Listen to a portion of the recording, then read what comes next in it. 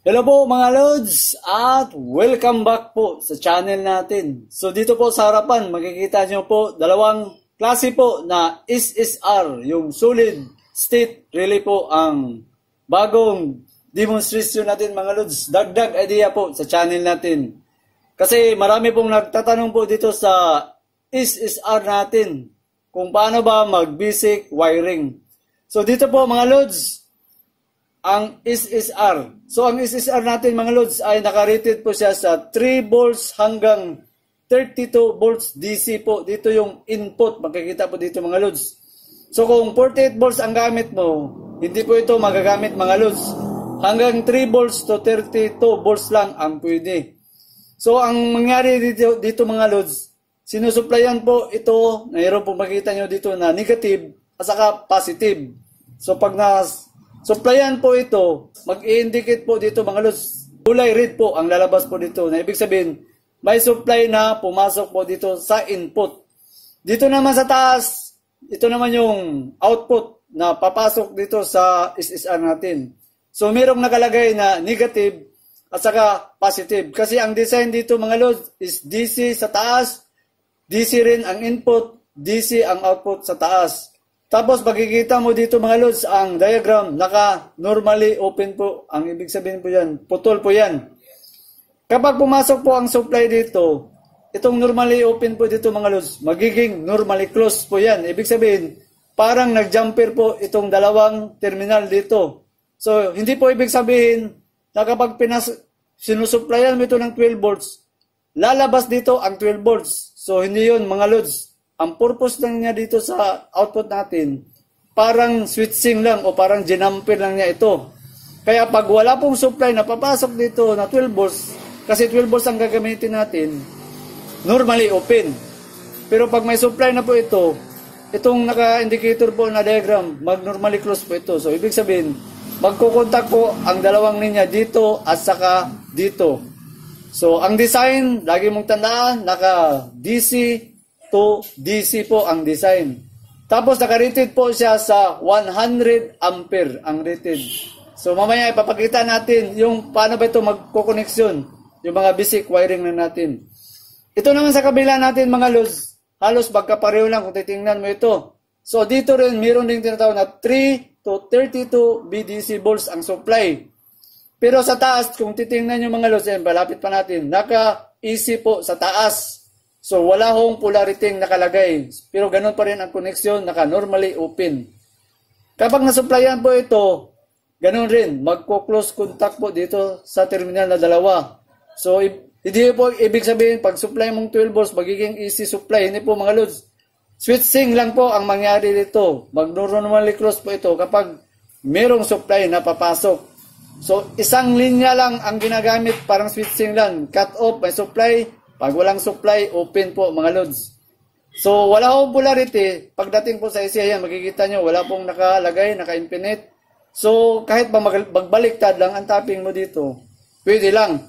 So, mas maganda, para makita po mga Lods, mag-actua tayo, so supply natin ng 12 volts na gamit. So, may balit po akong battery po dito mga Lods. Yan. Ito po, naka 12 volts po na battery. So, gamit na lang tayo ng tester para makita nyo mga Lods. Ayan. Diyan, tapos indicate natin light, backlight, ayan. Negative, positive. So, ang battery nasa 12.33 volts mga Lods. Ayan. So, gagawin natin, isusupply natin siya dito mga Lods. Kunin natin to. Ilalagay natin, may polarity, kasi DC, negative, positive. Okay. So, ayan, makikita naman, umiilaw po mga Lods. So, ayan. So, makikita naman, ayan, umiilaw po. Ibig sabihin doon, nakapasok ang supply at magiging normally close na po dito. So, para mas makita nyo mga Lods, gagamit tayo ng multitester kung ano bang mangyayari doon. O, ayan. So, sabi natin, nakasupply, makita ng battery. So, positive, negative, sundin natin ang kulay, So, ayan, makita, 12.24. So, sabi natin, hindi magiging 12 volts ang papasok. So, para makita natin, testiran natin dito mga Lods, yung output. So, ayan, makikita mo sa tester natin, naka 34.8 resistance po yan, 34.7 k ohms. So, hindi ibig sabihin na papasok ang 12 volts dito sa output. Kung hindi, magkukontak lang po yan mga loads. So, yan, makikita. So, yung basic sa connection. So, next natin, yung isa naman. Kasi ito nakadesign sa DC for DC. So, yan, makikita naman mga loads. So, naka-indicator red. So, may voltahe nang papasok. Tapos, testira natin. Ganun pa rin. Naka 12 volts design. Tapping. So, ang nakalagay dito, AC. So, ang ginawa natin, para pakita natin sa mga kalods natin na ang lalabas lang po dyan ay, so, nasa 3 ohms lang mga loads. So, hindi ibig sabihin na lalabas ang AC supply o 12 volt supply. Wala po mga loads. Kasi ang purpose lang dito, yung terminal po dito mga loads, mag-close at saka open. So, yan. So, gagawin natin. Paano ba ito gagamitin? Iko-contact natin. So, ito. Okay. Yan. So, meron tayong breaker at saka ilaw. So, paano ba itatapping dyan ang SSR natin na ganitong SSR? So, gagawin muna natin para mas maganda po. May diagram tayo, basic diagram. Lagay ko na lang dito mga loads. Yan. Tapos, nandito po yung ilaw natin, bulb. Tapos, siyempre, 220 volts. Unahin muna natin ang 220 volts. Paano mag-tapping? So, ang pinaka-basic na tapping mga loads, simple lang. Kahit saan po, sa dalawa na linya, dito o dito sa taas, kahit mabaliktad, puputulin mo lang ang isang linya mo sa 220. Yan. Tapos, dito natin ilagay yung tinasabi natin na SSR. SSR, Solid State Relay. O, yan. So, dito mo lang itatapping doon mga loads. Yan. Okay. Tapos, dito sa baba, siyempre, nangailangan niya ng supply ng battery. So, ito yung B, battery natin. Tapos, siyempre, may polarity. Walang polarity kasi 220 ang gamit natin. Okay. So, dito sa isa sa baba, input, kailangan ng supply 12 volts. So, depende po. 3 volts hanggang 32 kasi. So, dito nakalagay ang 12 volts. O, yan. So, ibig sabihin dito mga loads, kapag walang supply na papasok sa SSR, hindi po talaga mag-activate ang lighting dito kasi putol yan. Pero pag nakapasok po ang supply, magkuclose dito, iilaw yung bulb.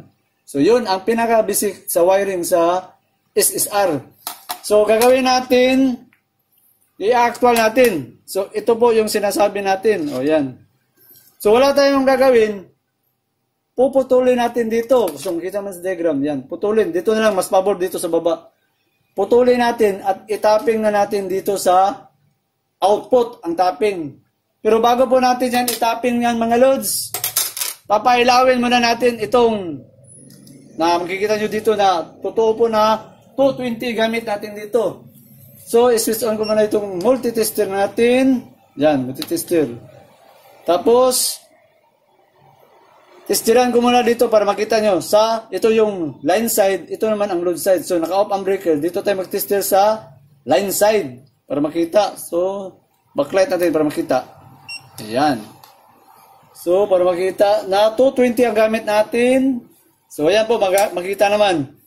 Naka 246. Kita ba? O, ayan, 246. Naka 220 ang gamit. So, kapag 220 po ang gamit rin sa SSR na gagamitin mo, naka AC rin sa taas. O, yan, palagi mong tandaan. Kasi yung isa, naka DC yun. Ito, AC. So, ibig sabihin, para sa 220 na design.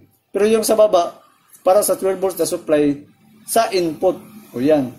Tapos ang rated po dito, makikita mo, naka 40 ampere po ang rated. So ang gagawin natin, itatapping natin siya dito mga lods. Kung paano. Gagawin natin, isi-switch on muna natin itong bulb o yung breaker para makita nyo iilaw yung bulb. So switch on ko muna ito. O yan, makita nyo, umiilaw po mga lods. So yun ang 220. So shut off muna natin. Okay. So, yung pinakita natin na diagram, kahit saan tayo puputol, kasi isang linya lang, tapos easy yung design muna natin, puputulin natin dito, tapos yung putol, dito natin itatap. So, gagamit tayo ng maliit na cutter dito. So, wala tayong gagawin, puputulin natin dito mga lods. Okay, putol tayo. Okay, yan, naputol na. Oh. Yung putol po, dito natin itatapping at yung isa, dito natin yan itatapping. So makita nyo dyan, dito, dyan natin itatapping. So yan po mga loads, natapping na natin yung linya dito para sa, yan, makita mo, okay, makita ba? O yan, nakatapping. So siyempre, kailangan natin ito ng supply na 12 volts. Kasi pag walang supply na 12 volts dito ngayon, putol po ang linya dito. So para makita na wala mo ng supply, isi-switch on natin ang breaker. Ano ba mangyayari pag switch on natin? So ayan po makikita, hindi po siya nag-ilaw kasi nga putol ngayon yan. So kailangan may supply na 12 volts po dito para mag-activate yung bulb natin. Makadaan po siya. So off muna natin, para safety tayo. Yan. So balik natin yung battery natin. So ang battery, pakita ko muna dito, ito yung battery. So gagawin natin, ilalagay natin dito ang supply, mga lods. O, pas maganda, i-switch on ko yung breaker dito, tapos iganon na lang natin para makita nyo na kapag may supply na papasok na 12 volts dito, ikukontak niya dito sa output, mag-circuit dito. So ilaw yung bulb. So switch on ko na dito, mga lods. Okay? Yan. Switch on. Tapos ilalagay natin ang supply sa 12 volts dito sa battery para mag-energize itong bulb. So lagay natin sa ilalim. Oh, yan, makita, umilaw. So nag-indicate rin dito mga lods na ibig sabihin may supply. So naka-close contact kasi may supply na pumasok. Tapos tatanggalin natin ang supply. Ano bang mangyayari kapag walang supply po dito sa 12 volts? Oh, yan, shut off. So yan po ang pinaka-basic po mga lods na sa SSR na gamit na pinakita natin. So ganun lang. So ngayon ang gagawin natin, kasi ito naka-easy po ito. Ito na naman pong susubukan natin yung naka-DC ang nakalagay dito sa connection. Nakalagay sa taas na negative at saka positive. Ganun rin sa input, may negative positive so supply. So dito po ang mangyayari dito, kailangan tingnan mo dito ang polarity. Kasi pag nabaliktad po ito, hindi po ilaw yung bulb. So pwede rin possible masira ang bulb. Kapag bali po ang polarity na paglalagay dito sa DC to DC na SSR, ang rated po dito naka 100 ampere po. Yan makikita nyo dito po mga lods. SSR 100 ampere po ang rated dito. So ang gagawin natin dito mga lods sa pagtatapping, itong breaker natin, naka-design po ito sa AC kasi wala akong available na DC breaker. Ito lang gagamitin natin. Pero susundin natin yung polarity na color coding sa wire. So dito sa diagram natin, ang mangyayari po dito ngayon mga lods, naka 12 volts po ito. Yan, 12 volts. So siyempre, may polarity po ang mga DC. So dito natin ilagay ang negative, sa baba naman ang positive. Sa SSR natin mga lods, dapat mong tandaan, may polarity pong nakalagay dito sa baba. So kailangan po, kung positive po dito ang papasok, dapat positive po rin ang ilalagay mo dito. Dapat naka-positive po dito sa SSR. Tapos dito, sa kabila, negative po dito. So hindi po pwedeng mabaliktad ang polarity sa design sa DC for DC. Dapat susundin mo yung polarity na nakalagay. So positive dito, dapat positive din papasok kasi pag nabaliktad ang negative dito, positive, hindi po mag-activate ang bulb natin. So, palamang, pwede pang masira ang bulb pag nabaliktad ka sa polarity. Kaya kunting ingat mga lods dito sa polarity. Hindi natin pwedeng baliktarin kasi ang design sa bulb, para makita nyo mga lods dito, ang bulb po dito mga lods ay ito yung positive, ito naman ang negative. So, ang negative, ito yung positive sa center. So, ang positive natin dito mga lods, ito yung maliit, ito yung positive. Tapos, ito naman ang negative. Kasi yun ang masusunod. Kung saan po naka-center dito, yun ang susundin natin na positive. Kaya, tandaan mo dito sa mga DC type po, kailangan ang polarity. Kasi itong dulo dito, ito yung wire na positive. So, kung positive ito, yan, lagyan muna natin ang bulb. So kung positive po siya mga lods, dapat ang bulb po nakasunod. Itong positive, kung dito natin ilalagay ang positive, dapat nakaganon po ang sistema po sa polarity. Positive dito, negative, positive pasok diyan sa bulb. Kaya kunting ingat sa paglalagay dito sa polarity natin sa DC for DC. So, hindi kasi pwedeng nakaganon kasi naka-negative po siya dito mga lods. Pero yung unang ipapasok natin dito, positive. Kasi yun ang wire na design na nakapasok doon na ito yung positive. Kapag ganyan ang tapping natin na dito negative, tapos dyan positive, tapos dito natin ipinadaan ng positive, hindi po mag-activate ang bulb. So para mas pakita niyo po, wiringan muna natin ang circuit breaker. Ang circuit breaker natin mga lods, meron tayong battery. Yan, makita niyo mga lods. Ito yung battery. May positive, negative. Yan, makita. Yan. So ang gagawin natin, itong positive natin, dito natin sa unahan ilalagay. Tapos doon sa kabila, yung negative. So positive dito. So ilalagay muna natin ang wire. So nalagay na natin. So ang ibig ko sabihin dito, positive yung dito at negative yung sa kabila. Sa positive, dapat yung positive po dito mga lod, baliktarin na lang natin. Ito yung dapat dumaan sa positive. Hindi pwedeng negative mo ipadaan. Hindi po ilaw yung bulb. So, yung positive po, kasi positive dito natin ilagay ang positive sa unahan. Sa positive mo ilalagay, dito mo ilalagay. Kaso yung wire hindi na aabot yung sa kabilang dulo. Tingnan mo, hindi na aabot. So, baliktarin ko na lang kasi yung positive nandito. So, baliktarin natin paganyan. So, positive. So, ilalagay ko ang positive sa wiring po dito, mga lods. Yan. Tapos, negative, dito natin ilalagay. Okay. Kaya, konting ingat sa pagwawiring po sa polarity. Yan. Okay. Yan, nalagay na natin. Kasi yung unahan po ginamit natin dito, positive. Kaya dapat paglabas nyo dito, yung positive din. Tapos yung negative patungo sa positive dito sa bulb. Okay? So medyo ilapit pa natin dito. Yan. So dito po sa dalawa, simple, yun ang masusunod. Negative, positive. Para yun sa supply sa 12 volts dito sa battery. Gawin muna natin para makita nyo mga lods.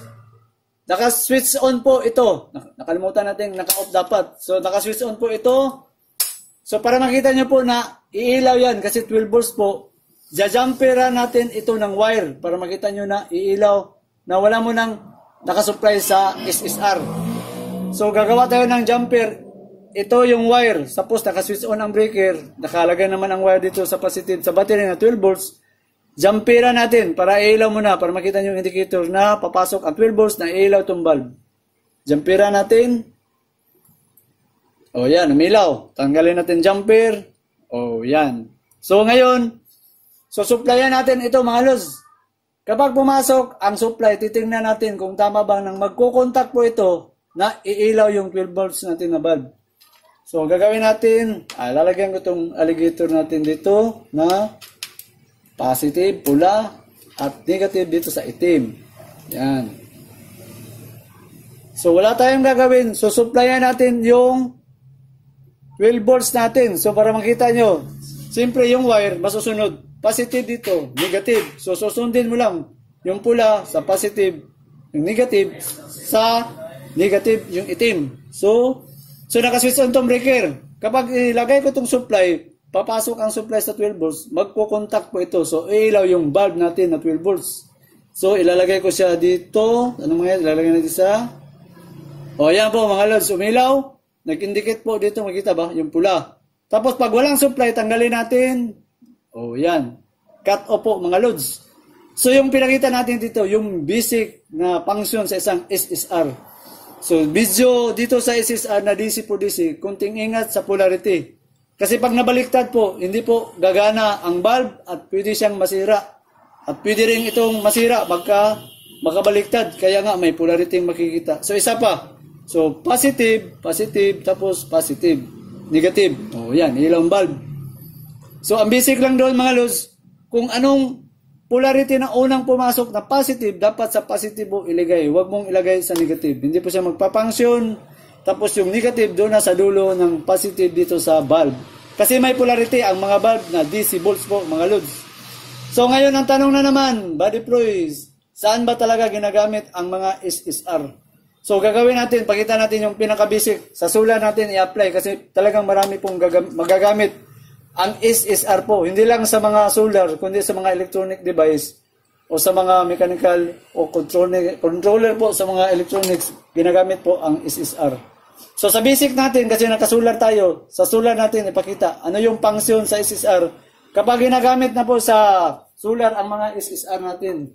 So gagawin natin, medyo ilipat muna natin sila dito. So ilalagay ko na lang po ang basic diagram dito. paano nagpapangsyon ang mga SSR? So, unahin natin mga lods. Sa pinaka-basic tayo, makita ba dito? Yan. Pinaka-basic. Ipagpalagay natin, ito yung tinatawag natin na power inverter. O, yan. Ang power inverter mga lods, sa mga hindi pa nakakaalam, ay meron siyang input dito. Yan. At meron siyang output. Ito yung input. Ito naman dito ang output. Kapag nasupplyan po dito sa input, ang design sa mga input sa mga power inverter na upgrade, naka 12 volts po mga lods. So 12 volts ang supply. Ang supply sa power inverter, merong 12 volts, 24 volts, 48 volts o 72 volts. Depende po sa inyo. Pero yung design na ginamit natin, pang 12 volts tayo. So 12 volts. Kapag nasupplyan po ang input na power inverter sa 12 volts, lalabas po sa output ang 220 volts po mga lods. Yun ang pinaka-basic sa upgrade na gamit. So yan. So ngayon paano man gagamitin ba deploy yung SSR natin? So ang SSR dalawa po ang klase. May DC to DC at saka DC to AC. Uunahin natin yung DC for DC po kung saan siya ginagamit. So simple DC dito yun nasusunod. So yun ang nasusunod natin. So dito yung SSR. So yan, negative, positive dito. Ayan. Di ba ang sabi natin, dapat sundin mo. Pag sinabi ditong positive at saka negative, dapat ang masusunod po, positive mo idadaan. Huwag mong baliktarin, baka masira mga lods. So ito yung positive dito. Kung ito yung positive, ito yung negative. Yung positive, ipapasok mo sa positive mga lods. So dito mo ipapasok, yan. Tapos yung negative dito, naputol. Dito na po dadaan yung battery. Yan, battery. So positive dito. Tapos straight supply. Ito yung negative. Ito yung positive. Ito yung battery. Yan. So ang tanong, paano gagana ang power inverter kung walang supply na 12 volts dito? Makikita mo nga, kailangan mag-activate po ito ng 12 volts. So para malaman po sa karamihan, yung SSR, may control po ito na tinatawag na LVD. Yan. So ano yung LVD dito? Ito yung mostly ginagamit po na low voltage disconnect sa battery. Ito yung purpose na i-control mo dito sa SSR. So yan. So siyempre, ang battery po dito sa LVD ay may tinatawag ring input at saka output. Makikita pong nakaganyan. Ito yung in, dito yung input. Dito ko na lang para hindi magulo yung drawing natin mga lods. Dito po naka-on ang in, ito naman yung out. So ang input at output sa LVD, kapag sinuplayan mo sa input 12 volts, ang lalabas po 12 volts din. Kung 24 volts po ang gamit mo sa LVD, 24 volts din ang lalabas sa output. So ang input, siyempre, saan kukuha ang input? Sa battery. Kailangan ng supply po ang LVD sa battery. Hindi po gagana ang LVD kapag walang supply. So saan siya kukuha? So dito rin sa battery. So simple lang mga lods. Ang LVD dito siya kukuha sa supply sa battery. Nakaganon lang mga lods. Yan. So ganoon na lang. Dito yung negative positive. So dito sa LVD ang output, itatapin mo sa SSR, sa supply. Kasi hindi yan gagana ang SSR kapag walang supply na pinakita natin.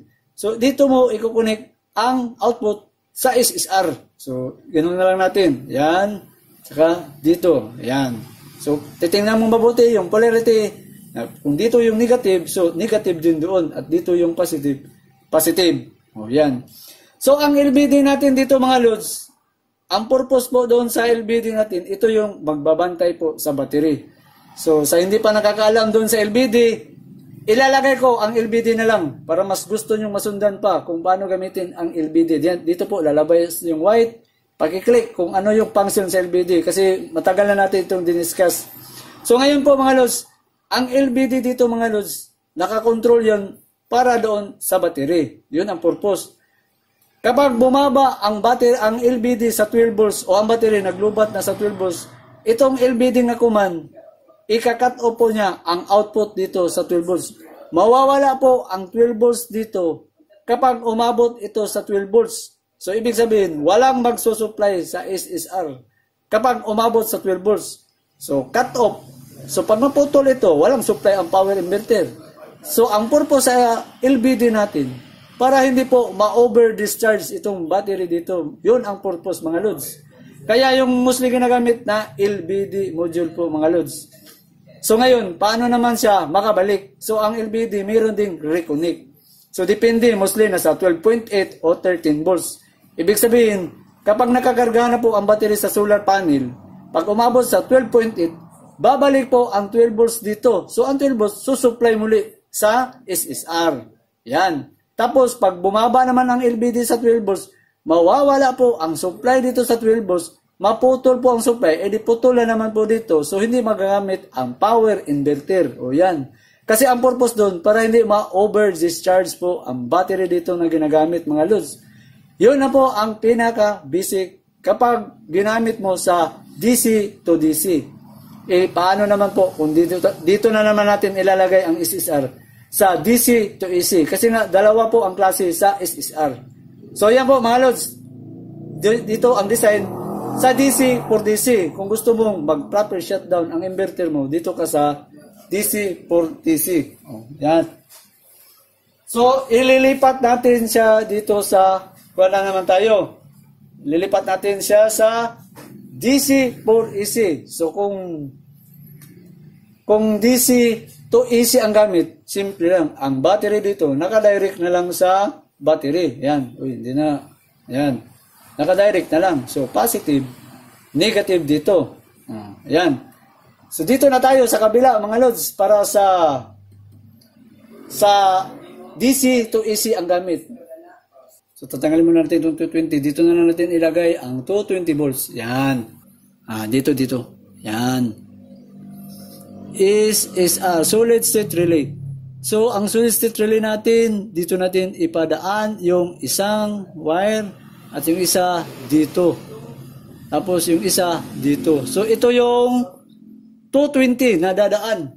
So, ang SSR, nakadesign ito sa DC to AC. So, walang polarity kapag naka-AC. Pero dito sa baba, mayroong positive, negative. Siyempre, balik tayo sa tinatawag natin na LBD module. So, siyempre ang SSR, nangangailangan po ng supply. Yan. Ang SSR, sa LBD kumukuha ng supply. Yan naman mga lods. Yan. Tapos, dito sa baba, siyempre, ito yung breaker mo dito mga lods. So, mga hindi pa nakakaalam, ang breaker, yan. Galing sa power inverter, dadaan po sa circuit breaker. Kasi ang circuit breaker, ito yung distribution line mo sa ilaw at saka sa outlet. So, bahala ka na doon mga lods. Dito, distribution mo sa lighting at saka outlet. So, dito sa SSR, ito na, balik tayo dito sa SSR. Ganoon pa rin.